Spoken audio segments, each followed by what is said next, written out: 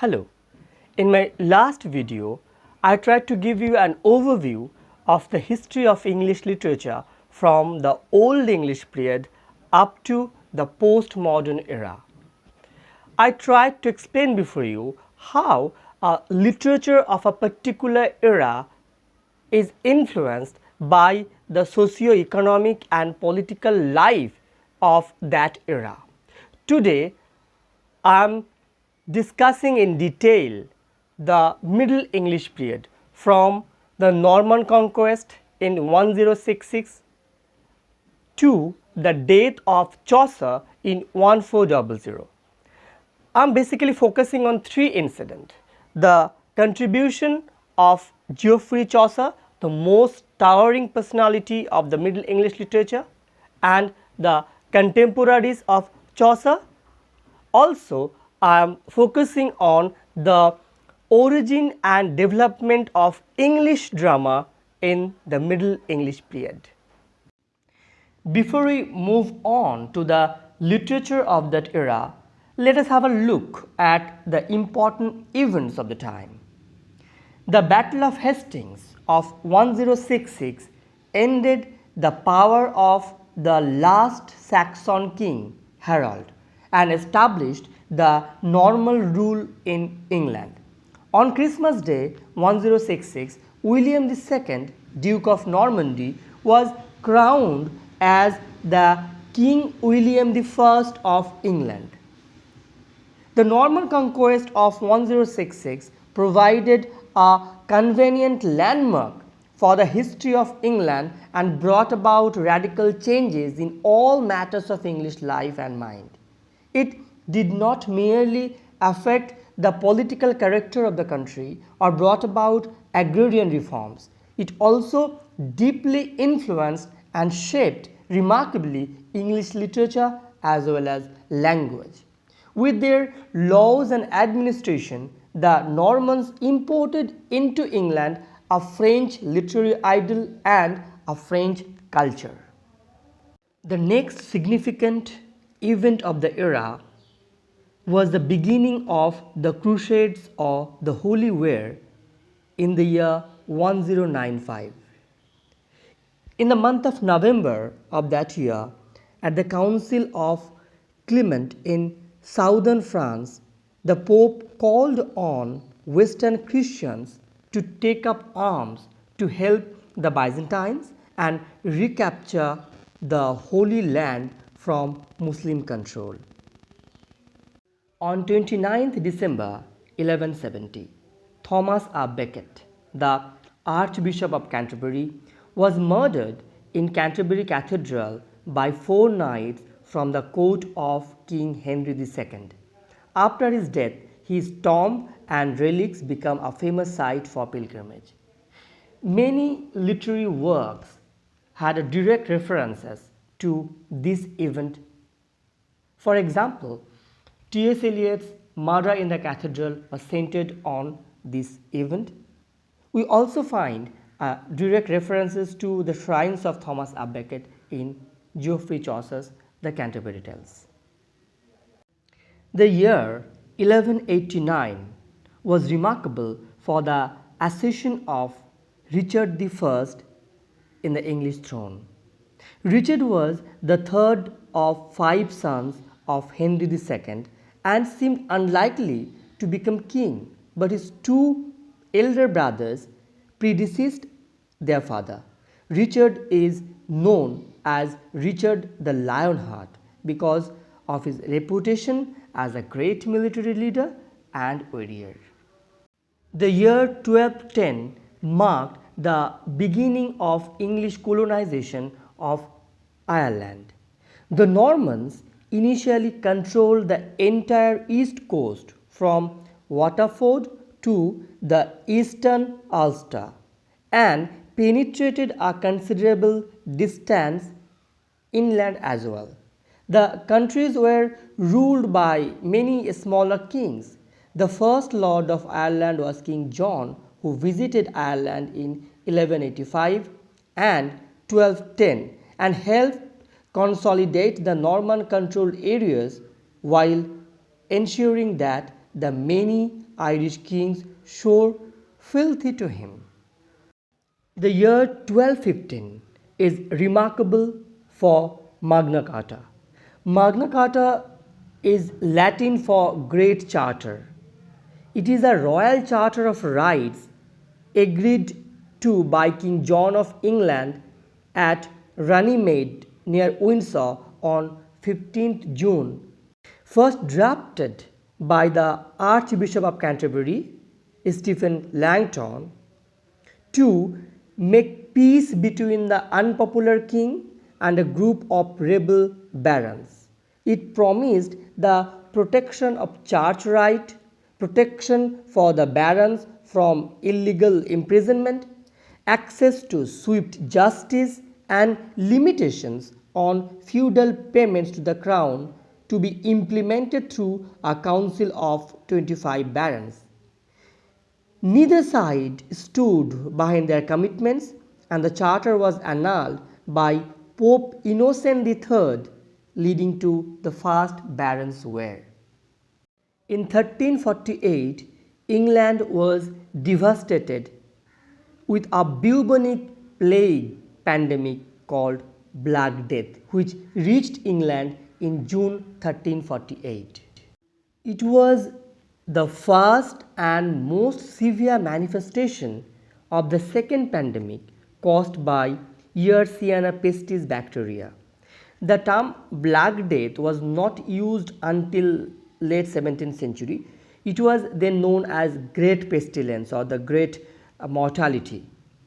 By autumn of 1348, the plague has reached London, and by the summer 1349, it covered the entire country before dying down by December. Among the most immediate consequences of the Black Death in England was a shortage of farm labor after the decrease in population after the pandemic, and a corresponding rise in wages. It was resisted by the landowners, which caused deep resentment among the lower classes. The Pigeon Rebels of 1381 was largely a result of this resentment. The year 1362 was very significant because in that year English became the official language of the law courts. French was the official language of England for about 300 years, from 1066 till 1632. In 1632, Edward III became the first king to address Parliament in English. The Pleading in English Act 1362 made English the only language in which court proceedings could be held, though the official record remained in Latin. By the end of the century, even the royal court had switched to English. The year 1380 is significant for the translation of the Bible into English by John Wycliffe. The Patients' Revolt of 1381, also remembered as Wat Tyler's Rebellion, was a major uprising across large parts of England in 1381. The revolt had many causes, including the socio-economic and political tensions generated by the Black Death in the 1340s, the high taxes resulting from the conflict with the France during the Hundred Years' War, and the instability with the local leadership in London. The Patients' Revolt became a popular literary subject. John Gower, the famous poet of the Middle English era, amended his famous poem Vox Calamities after the revolt and inserted a section condemning the rebels. Geoffrey Chaucer, who may have been in London during the revolt, used the rebel killing of Flemings as a metaphor for wider disorder in the Nun's Priest Tale, which is a very significant part of the Canterbury Tales, parodying Gower's Vox Calamities. Now, moving on to the literature of the Middle English era, we find that 100 years of complete silence followed the Norman Conquest, during which English literature looked barren and blank. When that awful silence was broken towards the end of the 20th century by a few writings in the native language, English literature first manifested itself through some religious works. The religious works that appeared during the dominance of the Normans were, however, not actually originals. Their inspirations were mainly from Latin and French. They were more or less literally exercises to imitate effectively foreign works. In the domain of poetry, the earliest work is Poema Moral or Moral Ode, the first version of which probably dates from about 1170. The poem is fully impelled by the poet's religious zeal and Christian preaching and bears out his vigor as well as personal feelings. The poem is remarkable for its meter, which is iambic septenarius. It was a Latin meter adapted by the poet to suit the native words. This meter became almost the stable verse form of later English ballads. It was used in Cooper's John Gilpin. Like the moral ode Ormulum or the work of the monk Orm or Ormin, an Augustinian canon, had no originality in its theme and conception. Published some 30 years after, about 1200, the work is the mere translation and paraphrases of the Gospels that are read in the Mass all through the year. A new pattern of spelling, original enough, is found used here by Orm. Another significant work is The Owl and the Nightingale, written not far from the year 1200 and attributed to Nicholas the Guilford. In the poem, there is a long altercation between a nightingale and an owl, each of whom criticized bitterly the manner of life and the singing capacities of the other. The nightingale attacks the owl's ill-omened song and dark solitary habits, while the owl dwells on the idle singing of the nightingale. In 1303, Robert Manning of Bran wrote his Handling Shine. It was based on the French manual dispatches of William of Waddington. It is in reality a collection of tales and anecdotes and concentrate instances illustrating the vices and weakness of man. But the more spectacular and successful is Chaucer Mundi, possibly written in 1320.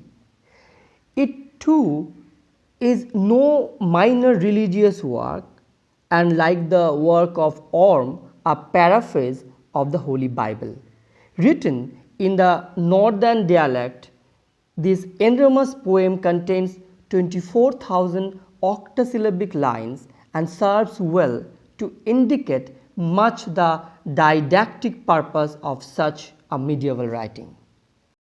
Another remarkable religious poem of the period is the Prick of Conscience. It was long attributed to Richard Rolle, but now there are serious doubts as to whether he wrote it or not. This work is based on the writings of the early fathers and describes the joys and sorrows of a man's life as he is affected in turn by good and evil. Of the religious works of the Middle English period, a masterly prose writing, Ancrene need also to be mentioned.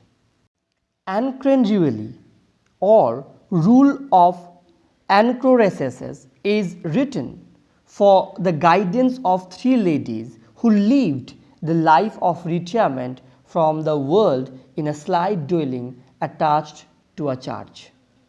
The most popular form of secular literature in England in the Middle English period is the metrical romance.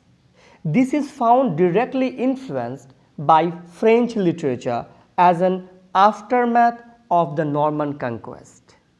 The Middle English romances were each a story of adventure, fictitious and frequently marvelous or supernatural. The hero of each of them is a brave knight, and its characters are fair ladies in distress, warriors in armor, giants, dragons, enchanters, and various enemies of church and state. The characters in medieval romances are not properly differentiated. They are types rather than individuals. Jane Bodle divided the medieval romances into three categories: the matter of Rome, the matter of France, and the matter of Britain. Next, the alliterative poems. A revival of the Old English alliterative words occurred about the middle of the 14th century. The victories of Edward III in France resulted in a reawakening of the national self-consciousness, which found vent in a new enthusiasm for the English tongue. English displaced French in the schools and law courts, and in 1362 Parliament was opened in the English language. It was therefore natural that this national self-consciousness should be accompanied by the revival of alliterative verse form, the Old English form of verse. In a unique Cottonian manuscript known as Nero X, preserved in the British Museum, there are 4 remarkably fine poems written in a West Midland dialect. These poems are Pearl, Purity, Patience, and Sir Gawain's and the Green Knight. There is no indication of authorship, but it is thought that they are written by the same poet. Regarding the date of composition of the poems is again a matter of conjecture, but it is possible that they were written in the 3rd quarter of the 14th century. The Middle Ages saw the appearance of a large number of verse chronicles. These chronicles deal with stories which are incredible and drawn from the writer's imagination. The individual poets looked upon their work as history, though to us they appear rather to fit into the category of romance.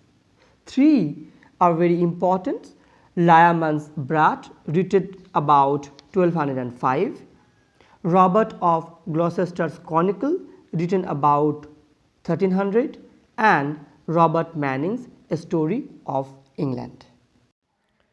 Now we have Geoffrey Chaucer. With Chaucer is perceived the beginning of an era, a new epoch in the history of English literature. He is indeed the most formidable literary figure before the Renaissance and the greatest name among the English men of letters before Shakespeare. Chaucer's genius was versatile as his life was varied. The variety of experiences with which he was confronted in his personal life in various capacities, sometimes as a page, as yeoman, soldier, squire, diplomat, courtier, official, member of parliament, and so on, was the source of his astounding and novel literary inspiration. If we look into the significant events in Chaucer's life, we find that in 1359, at the early stages of 100 Years' War, Edward III invaded France and Chaucer travelled English army. Around the year 1366, Chaucer married Philippa de Roth, who later in the year 1396 became the third wife of John of Gaunt. Chaucer became the member of the royal court of Edward III on 20th June 1367. In the year 1378, Richard II sent Chaucer as an envoy to Visconti. Chaucer's career as a writer was appreciated when Edward III granted Chaucer a gallon of wine daily for the rest of his life for some unspecified task. In 1374, Chaucer became the comptroller of the customs for the part of London, and on 12th July 1389, Chaucer was appointed as a clerk of the king's works, a sort of a foreman organizing most of the king's building projects. So his multiplicity of involvements and occupations enabled him to grasp the numerous experiences of life, which he successfully transmitted into his writings to create several lasting works of art. Chaucer's poetry was written over a period of some 30 years, and it falls into three clearly defined periods. The first phase is called the French period, which extends from 1358 to 1372. The second phase is called Italian phase, and it extends from 1379 to 1385, and the last phase of his literary career is called the English phase, which extends from 1385 to 1390. In the first phase of his literary career, under the French influence, Chaucer wrote some of his earlier works, most of which were perhaps lyrical and allegorical. The best known poem of the first period is the Romaunt of the Rose, a translation from the French Roman de la Rose, the most popular poem in the Middle Ages. Chaucer's first important poem, which is predominantly original, is the Book of the Duchess. It is an elegy on the death of Chaucer's patron John of Gaunt, and is written to celebrate the dead woman and console the bereaved duke. Other poems of this period include the Complaint unto Pipe and ABC and the Complaint of Mars. The second period of Chaucer's literary career shows a decided advance upon the first. It bears the unmistakable mark of the influence the Italian poets exercised upon him. The chief works of this period includes the Parliament of Fowls, House of Fame, the Legend of Good Woman, and Troilus and Cresside. The Parliament of Fowls is a beautiful, fairly short poem written in 1382, almost certainly to celebrate the marriage of Richard II to Anne of Bohemia. And like the Book of the Duchess, it uses the dream convention, and the poem is written in a verse form known as rhyme royal, a 7-line stanza rhyming ABABBCC. The House of Fame, which was written about 1384, is an ambitious poem and is set out as a dream. In form, the poem owes much to Dante's Divine Comedy. Like Divine Comedy, it is divided into 3 books. It also resembles Dante's poem in being a dream, and as Dante represents himself as guided by Virgil, so Chaucer represents himself as guided by an eagle. The Legend of Good Women is another remarkable production of Chaucer. Like The House of Fame, it is also left unfinished. It was to have consisted of the stories of 20 women of history and legend, but instead of 20, there are only 9, 6 of which are the stories of Cleopatra, Medea, Lucrece, Ariadne, Philomela, and Dido of Carthage. The last work of this phase, Troilus and Cresside, shows a notable advance in Chaucer's narrative power and characterization. It is Pandarus, Cresside's uncle, who is perhaps the masterpiece of the poem. In him, Chaucer draws an elderly humorist whom we may compare with Shakespeare's Falstaff. The third phase saw the full flowering of Chaucer's original genius, and his masterpiece, the Canterbury Tales, one of the most famous works in all literature, fills this period.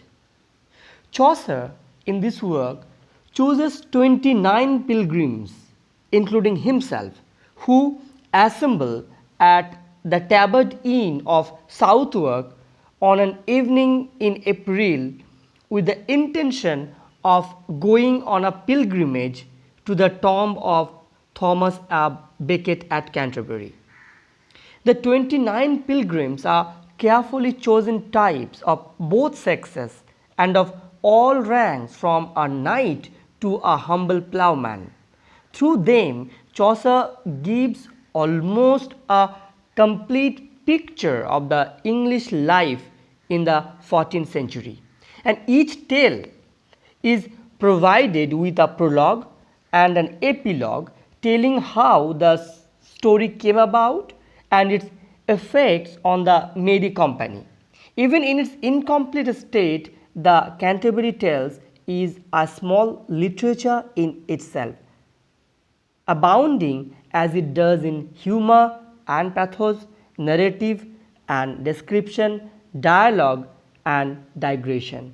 And it's quite appropriate what Dryden said about the tales, that here is God's plenty. Apart from the Canterbury Tales, the other significant works of this phase are Complaint to His Empty Purse and Truth or Good Counsel. Chaucer is called the father of English poetry, but he was also the father of English language. It was Chaucer who made London English, the Midland dialect, the common literary language of England. And Loyal rightly says that Chaucer found his English a dialect and left it a language. Although Chaucer was the most dominating literary figure in the Middle English literature and his great works constitute the bulk of its glory, the literary history of his age contains some other significant literary works. Those works, of course, are not comparable with Chaucer's masterpieces, yet they are found to have shared in the contribution to the enlargement of English literature and the preparation for the Renaissance. The most important contemporary of Chaucer was William Langland, who was famous for his poem Piers the Plowman. In the English literature of the 14th century, Langland's Piers Plowman stands out as the most renowned work except Chaucer's Canterbury Tales. Whereas the Canterbury Tale is a social chronicle with engaging tales, Piers Plowman is an impressive allegory, more deeply concerned with religious, ethical, social, and economic problems of the time. John Gower, who lived between 1330 and 1408, was Chaucer's contemporary and had perhaps some intimacy with him.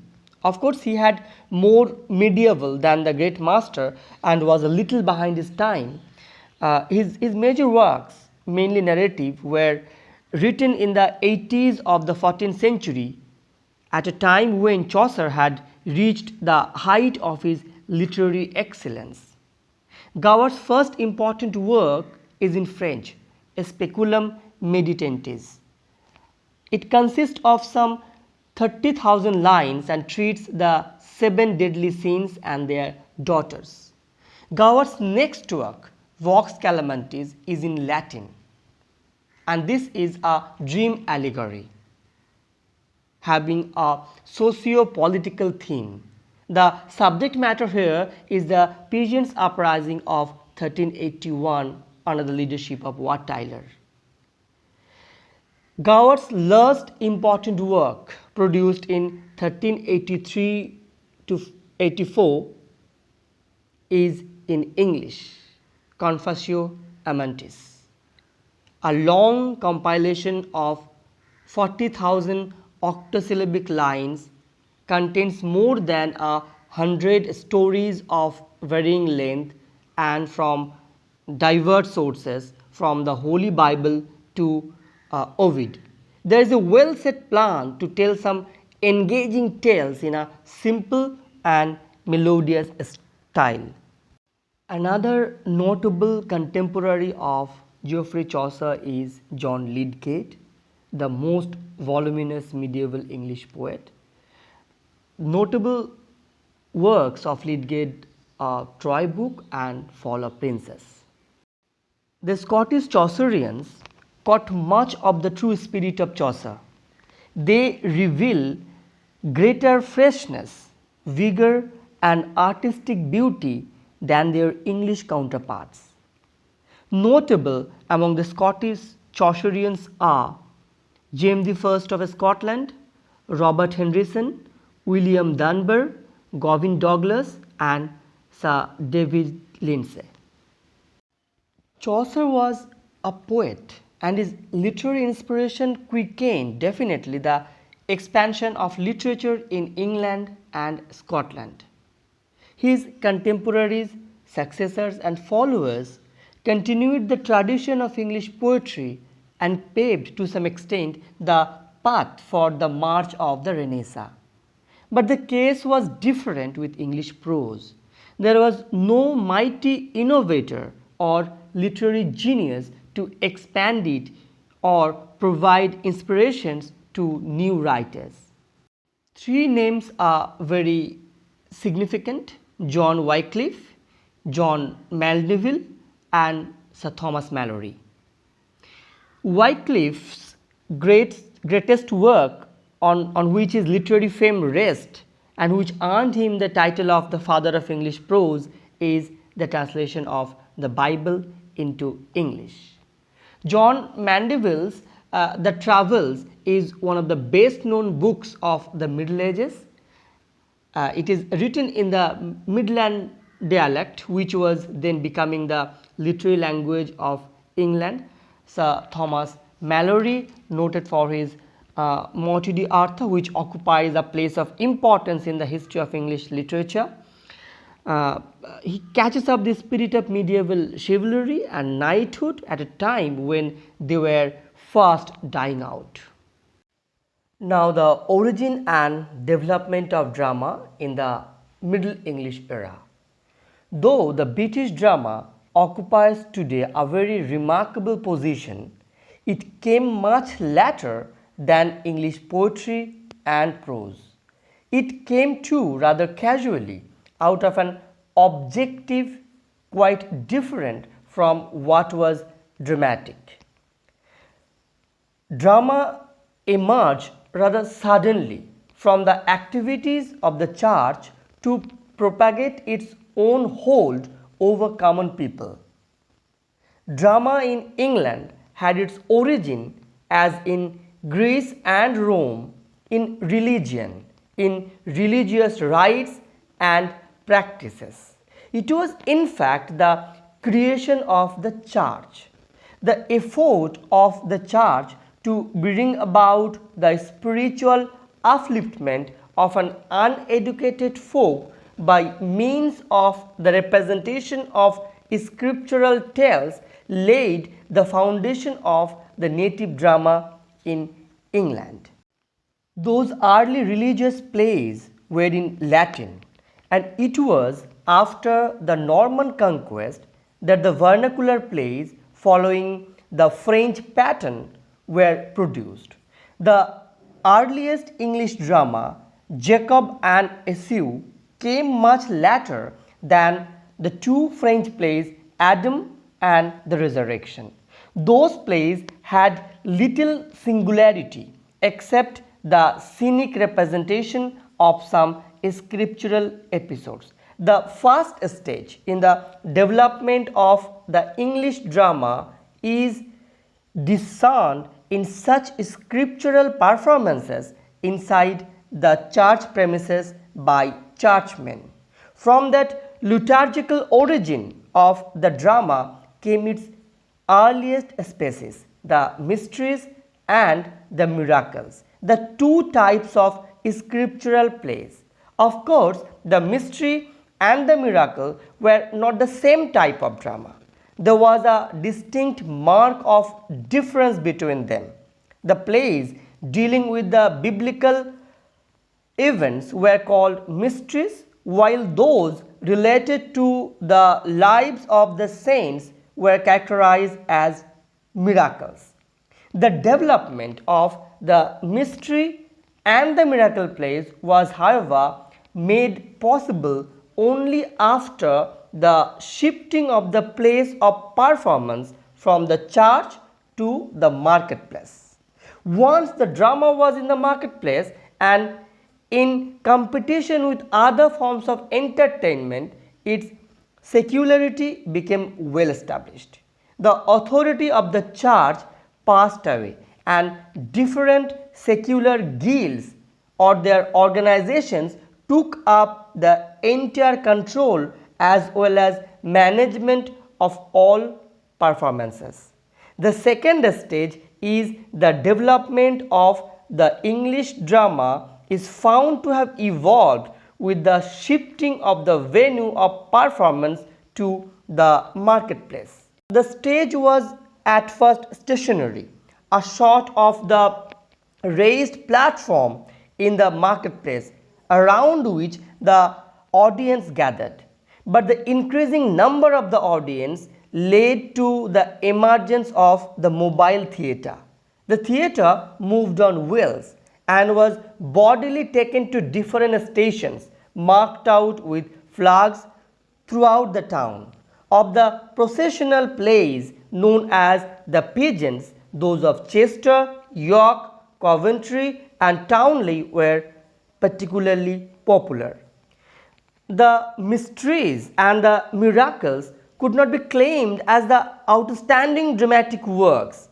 In the matter of the dramatic performances as well as arrangements, they were hardly satisfactory.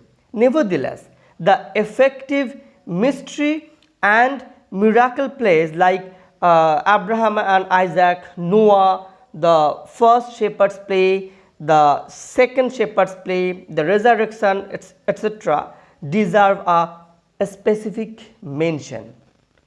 By the side of such mysteries and miracles, there gradually grew up in medieval England another type of drama.